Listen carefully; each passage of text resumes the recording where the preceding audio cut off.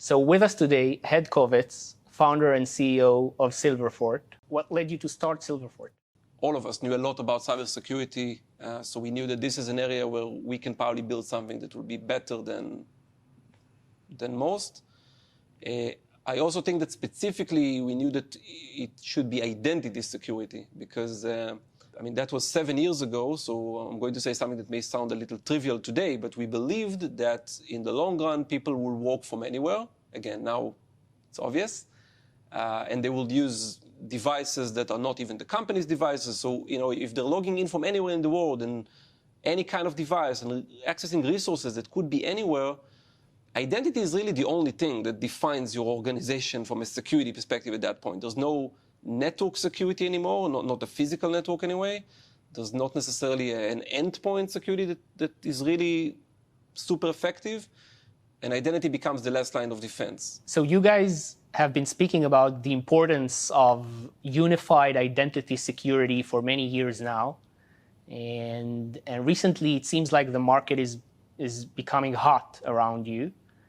Gartner came out with the ITDR as an emerging category. Many companies are trying to enter that space.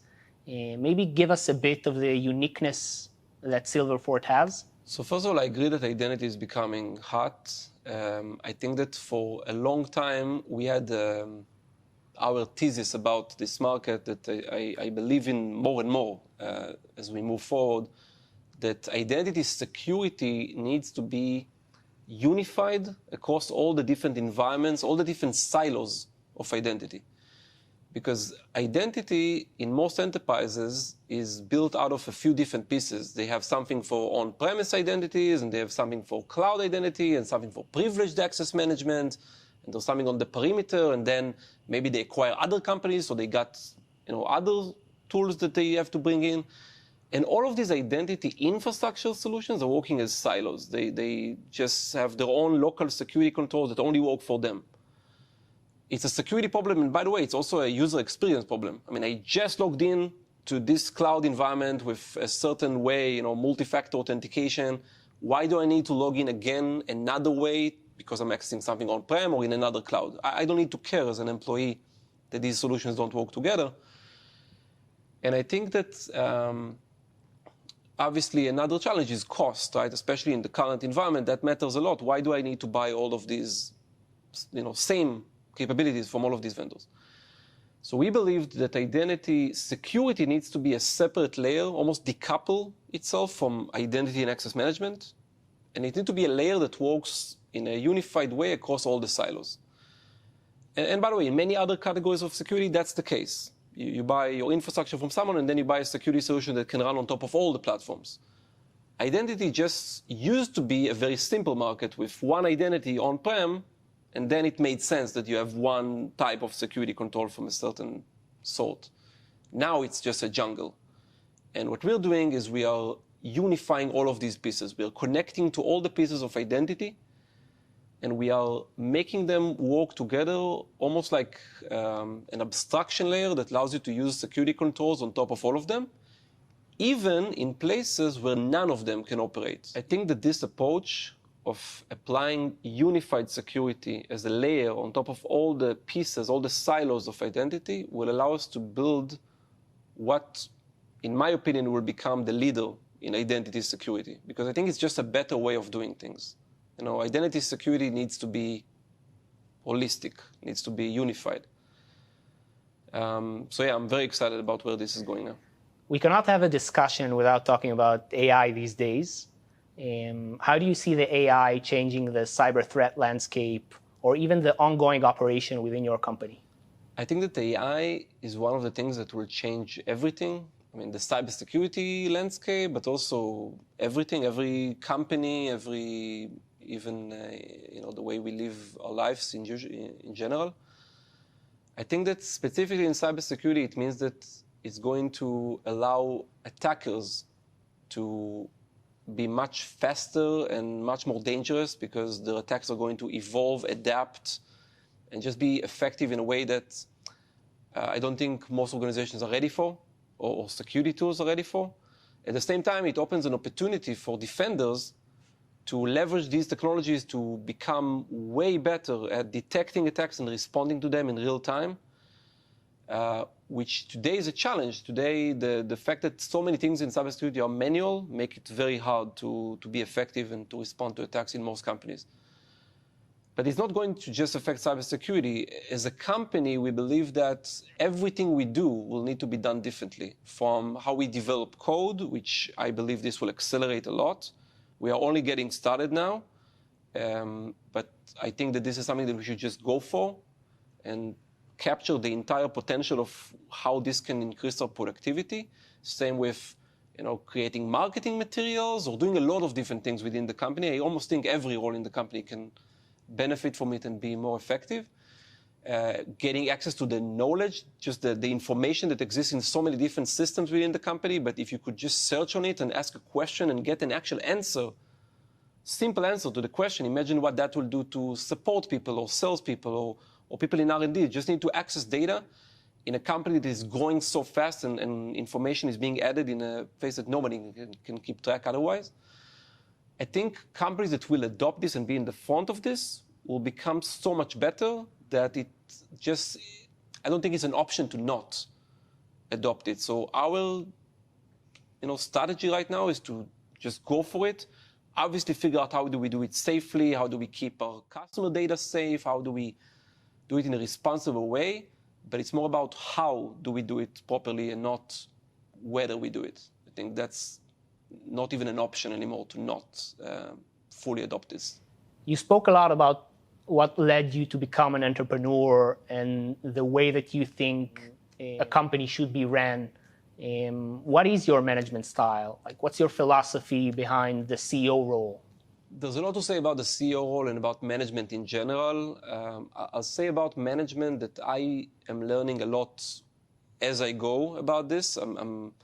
By the nature of this experience, I'm managing more and more people every year, so it's a different role pretty much every year.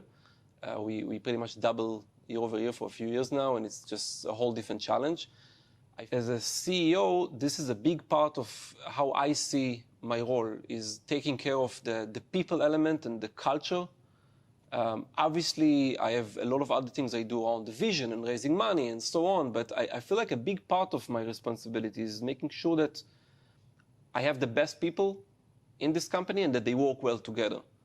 And that involves making sure that they are happy, really, that they love what they do and they love the people they do it with and they feel appreciated. And there are a lot of things there that I don't just do because I want everybody to be happy, but also because I think that people only do amazing things, go above and beyond and be creative and do things that I think every startup needs, because what you're trying to do as a startup is, with a very small number of people, do incredible things that even big companies don't do.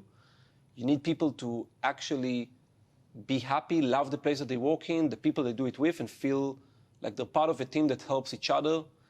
So I'm trying to take care of a lot of these aspects, making sure that people actually help each other and work as one team and don't look at who to blame when things go wrong. And there are a lot of things around that I really try to do as part of my role as CEO.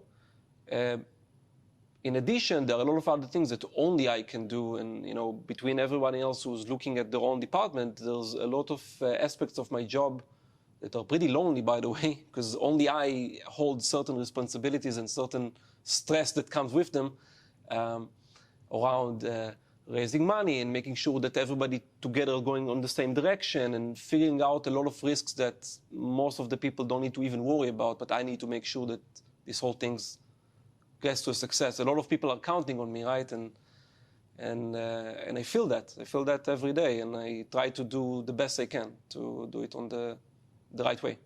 A CEO role is indeed a roller coaster. What or who are the people that helps you through those rough times? So to me, my family and just putting things in proportion helps. But I have to say, it's a tough role. It's a very lonely role, CEO. There are a lot of things that you kind of carry, a lot of burden that you carry that you can share with other people, and also I don't think they understand, because a lot of it is almost irrational. Like, I'm sometimes worried about things going wrong where there's no reason to believe they will go wrong. And I don't know if it's because that's my job. I'm the person who needs to worry about everything going wrong because everyone else needs to do their thing. Or is it just the nature of this experience, or is it me?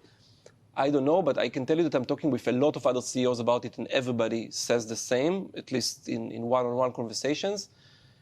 You are worried all the time. Sometimes you don't even know why. Everything is great.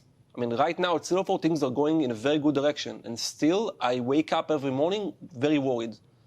And I sometimes don't even know why. I'm trying to figure out, am I worried that the quarter will be bad? Am I worried that everybody will just leave? Am I worried that the product will not work? What is it? I don't think there's anything beyond just the fact that it's my responsibility, and there are a lot of people who rely on me, our employees, or customers, partners, investors. It's not my company anymore that I just do as an experiment, and let's see if I do it well. I really need to make it work well. I need to make it be amazing, because that's kind of what we are all aiming for. I'm a person who wants to win. I want to build the best thing ever. If I'm the number 2, even if it's amazing, I only worry about that. It's a problem. I wish it wasn't the case. I wish I could always look at the glass half full. But most of the time, I'm just worried about why is it not perfect? Why is it only good and not great? And it's hard. Like, over time, it's hard, and there are not a lot of people that you can actually share this with, because most of them will not understand, or they don't have enough context to even understand some of the things that you're going through.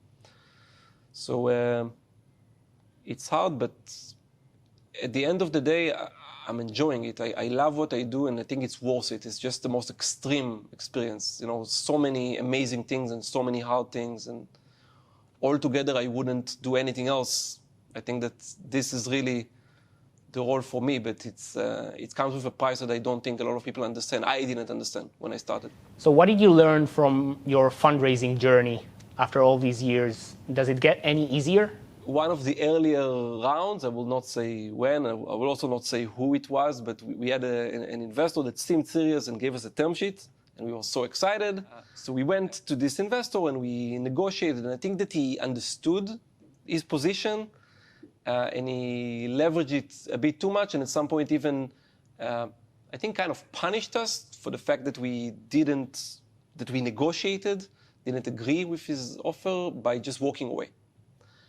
And we were left without an offer after we told everybody that we have a term sheet.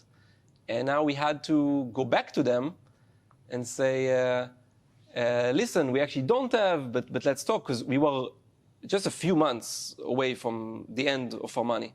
Not only we had to deal with this situation, we had to obviously pull ourselves together from a pretty depressing situation and go back to being, energetic and optimistic and making it happen, right? And we did.